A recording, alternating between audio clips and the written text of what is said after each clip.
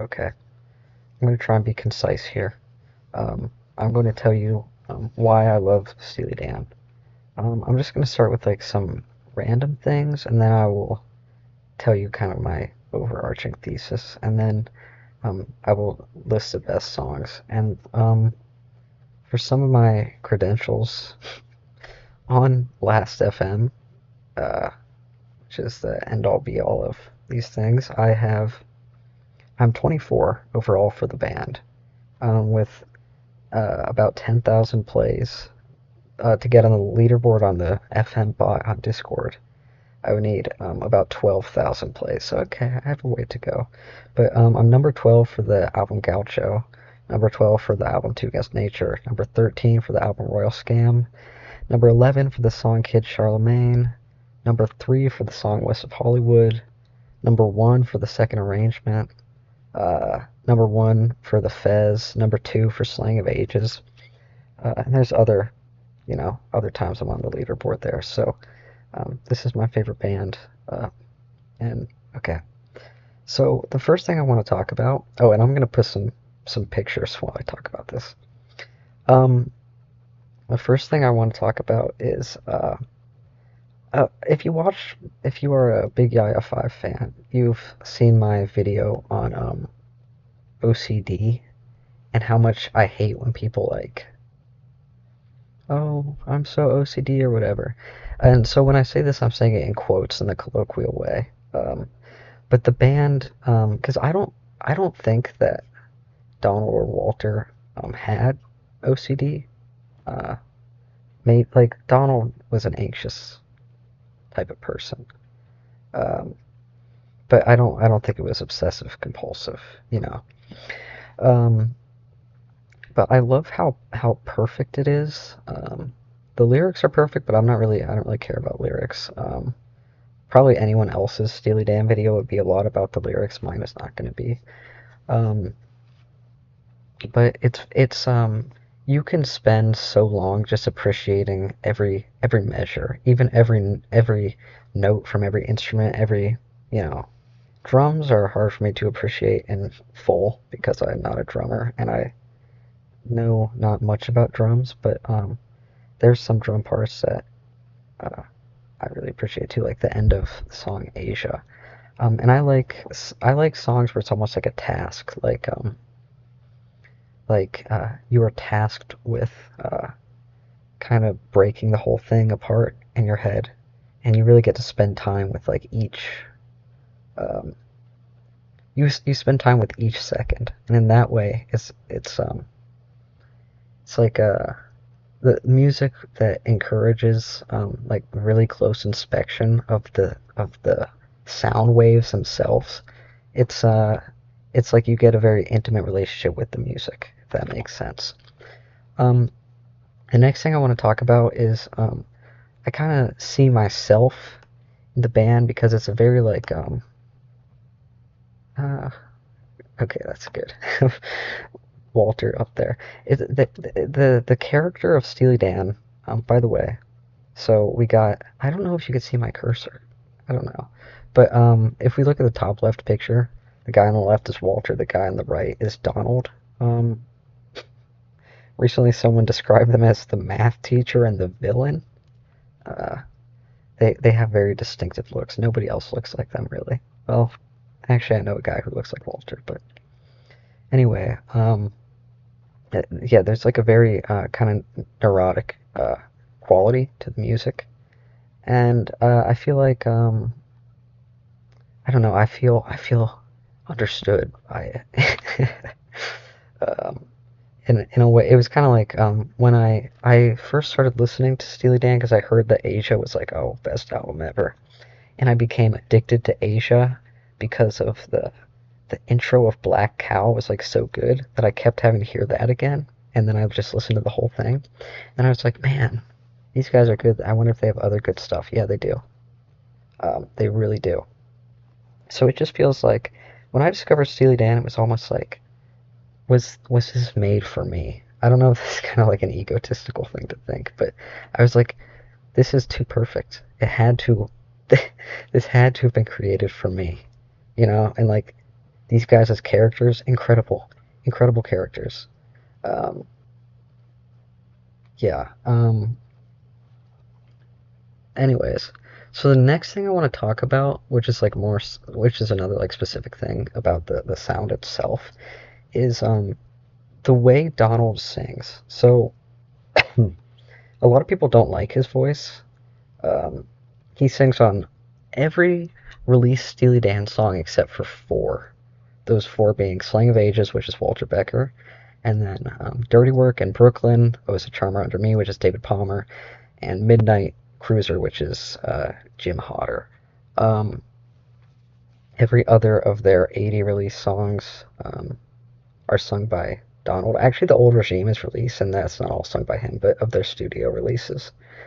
And he didn't want to be a singer. He didn't like his voice. But Walter had like less range and less accuracy, and Donald was like good at that. And so he was a singer, and he became, the voice of Steely Dan.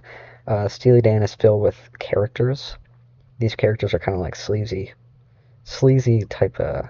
They're not good guys. And Donald is from New Jersey. To me, maybe this is different to other people, but the New Jersey accent, the stereotypical New Jersey accent, it it kind of is, it's a little bit like yeah, sleazy. Um, maybe that's just because I hate the coastal elites. I don't know. But Donald, he's from like suburbia, and Walter is from like Brooklyn. I think Brooklyn. Um, Donald talks a lot about suburbia and the Nightfly. Anyways, but anyway, so if you listen to like the songs, you can tell that Donald cared a ton about every single syllable, and he obsessed over it.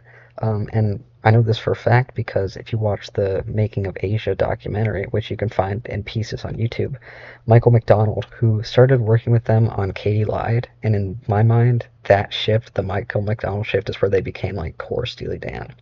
So that would have been Katy Lied to. He doesn't sing at all in Gaucho, so like Katy Lied to Asia. That's like the core Steely Dan time. Um, Anyways, he said it was kind of difficult to work with them because they were so obsessive over each like phoneme or whatever. And instrumentalists said the same thing. It's difficult to work with them because of the need for perfection. They needed perfection so much, in fact, that for Gaucho they spent like millions of dollars or something creating a drum machine, like the most sophisticated drum machine at the time. It was called, what was it called? Isn't it a name that starts with W? I don't know. I'm a fake fan. And then there was the whatever that is 2 that was used on the Nightfly. The Nightfly was one of the first like digital albums, by the way. But anyways, there's just this obsession. But yeah, Donald, he's a voice actor, almost more than a singer. He's a voice actor. Um, anyways, next I want to talk about the amount of content and stuff. The Beach Boys are my other favorite band, my second favorite. Steely Dan dethroned them, and they have an issue. They have too much stuff. Some fans are like really into the like digging into every single thing. And listen, that's good for you, but I kind of like repetition. And Steely Dan has 9 albums, 9 studio albums with 80 released songs. They have, I don't know, maybe I'm estimating maybe 30 like unreleased tracks you can listen to. And then Donald has like he has like 4 main solo albums, and Walter has 2. And it's just like the perfect amount of like depth.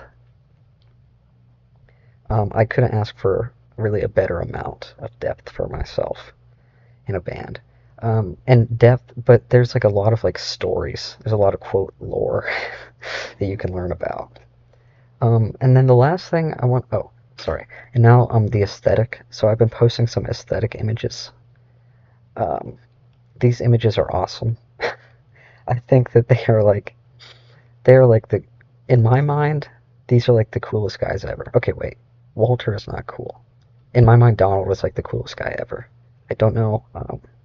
I think that's a controversial take. um, but this is just, this is really what I want to embody. I want to be Steely Dan, except like Steely Dan, he like cheats on his girlfriends and stuff. If Steely Dan were a person, he's a bad guy. But um, I don't want to do that stuff. But I would be willing to be a bad guy if I got to be Steely Dan. If Steely Dan was a person, it's just impeccable fashion choices. This is a good image, by the way. That's from Walter Becker Media. .com. Check it out. Yeah, the fashion choice is incredible.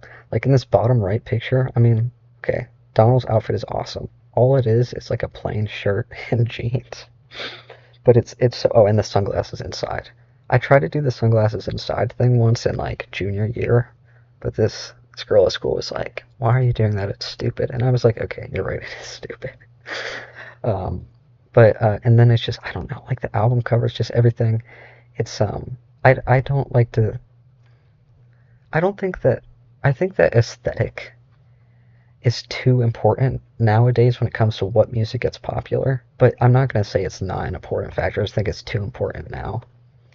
And this picture, by the way, is how I learned that they make these extra long cigarettes that Donald has in his mouth. I didn't even know that they made that. He smokes a lot. I don't know how he's still alive. Walter is not alive, by the way. Rest in peace. So just yeah, the aesthetic. I mean, look at this. This is an incredible aesthetic, and this is too good. Um, uh, anyways, and now I want to talk about a little bit of what Okay, what is Steely Dan? I didn't really think about exactly what I was going to say, but Steely Dan represents Donald and Walter. It's about it truly is about the love of music and not like publicity. It's the love of the craft almost.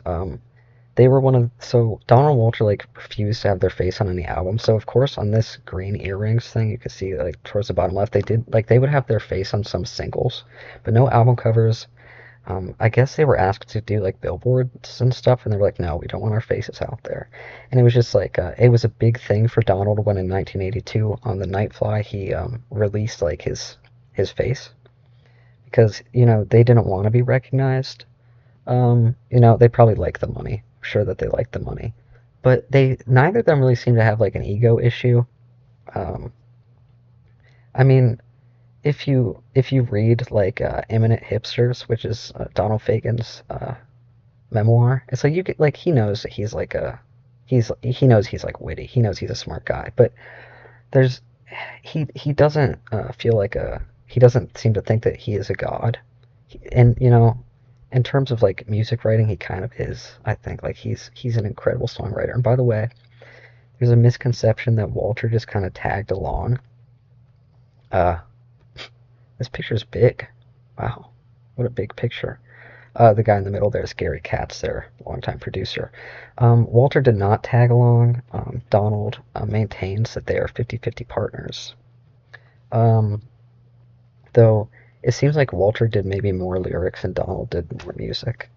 Um, anyways, and Steely Dan, like I said, it represents a type of character, a type of person, a type of like unattractive loser type character. Unattractive and like the character, it's not that easy to like the character. And I love that, we have to have the story. We have to have ugly stories. And they make ugly stories sound so beautiful. Like so beautiful. I've listened to Asia. If you really pay attention to it, you might cry. Because not because it's sad, but because just like it's like an ecstatic experience to get to be like listen to every single note there. It's really incredible. Um, so now I'm just gonna tell you guys the best albums and then my favorite songs, and then that'll be it. And I did pretty good on time. So the best Steely Dan album is between three. I think. Like, okay, there's no such thing as objective music taste. I don't like that ladies there. We need only Donald and Walter. Okay, wait. Make this bigger, and there we go. That's good. I love this picture because McDonald shirt. This is 11 Tracks of Whack, Walter's album cover. Um, so, uh, I was just thinking, right. So I think like there's no such thing as objective music, but most people would agree, I think, that their best albums are kind of their run at the end of their original seven, which was The Royal Scam, Asia, and Gaucho. I think which you pick as your favorite is just up to personal preference, but it's most people's favorites, I think, would fall into one of those. Mine used to be Gaucho. Now I give up. I'm a normie, and it's Asia now. But Two Against Nature is like one of the best reunion albums I've ever heard. Everything Must Go is a little lackluster, um, but that's okay. Can't Buy a Thrill is like fine. It's just not like it's not as sophisticated and intellectual. That's another thing about Steely Dan. Their image is very intellectual, um, which is kind of like that's a little bit reddity, but it's true. It's really smart music. These were really smart guys who made this. Um, right, Countdown to Ecstasy, Ecstasy is the worst of the original seven. I think it's better than Everything Must Go, but it's just like too jammy or something for me. I don't know. And I know that it's not actually jammy, like it was all calculated, but I don't know. It's not for me. Um, and then Pretzel Logic, surprisingly good. It's just kind of like an eclectic. It's almost like their white album. That might be stupid to say, but it's like their white album. It has many short songs and it's kind of like more, yeah, eclectic. Like With a Gun is like so unlike any other Steely Dan song. It's like an acoustic guitar mainly song. Um, and then Katy Lied is like fine. Katy Lied is a precursor to that, a run of three. That's really good. And then, okay, here are some of my favorite songs. I like, okay, The Fez. Oh my God. I've spent, so it says that I've listened to it 444 times. It's about 5 minutes long. So and then I've listened to it on CD a bunch too, but let's just disregard that. Even without CD, I've listened to that song for 37 hours alone in the last, I don't know, 2.5 years. It's too good. Like, seriously, it feels like humans could not have made that. Like there was defiant intervention, or they're kind of Reddit atheists, both of them. So instead of that, it would be more like aliens, like an ancient aliens thing. They were told to make that song. Kid Charlemagne, uh, me and my brother discussed this once. Like, yeah, the Fez is inhumanly perfect, and then Kid Charlemagne is humanly perfect. And in that sense, it's more impressive because yeah, there's no way they did the Fez alone.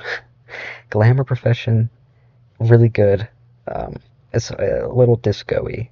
The second arrangement is their unreleased like magnum opus. There's really good reconstructions on YouTube now.